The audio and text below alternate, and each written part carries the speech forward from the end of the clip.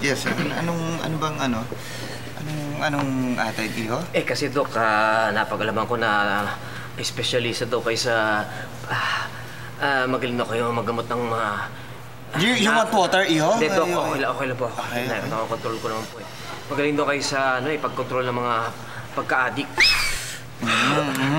Yes. Tama yan.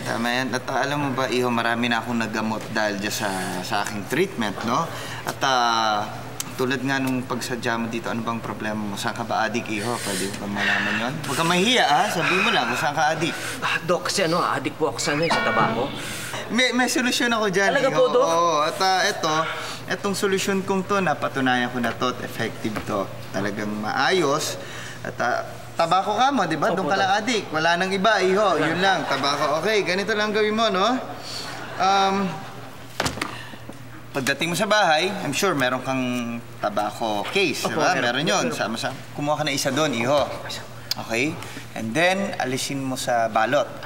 Alisin mo sa pagkakabalot niya.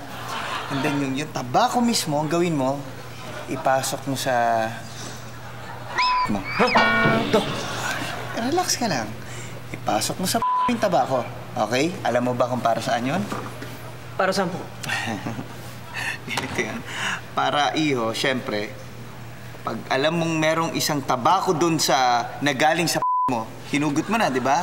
Gagawin mo, hugutin mo siya sa umaga, pagdating na umaga. Tapos ibabalik mo siya dun sa tobacco case, di ba?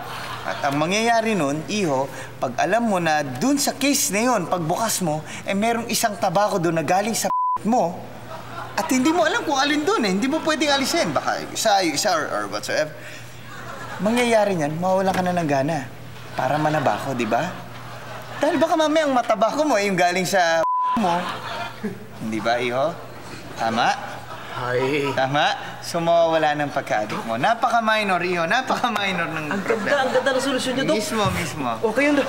Sige. Sige po, susunod. Thank you. Salamat po, Dok. Okay. Punta ka lang sa sekretary. Opo. Salamat.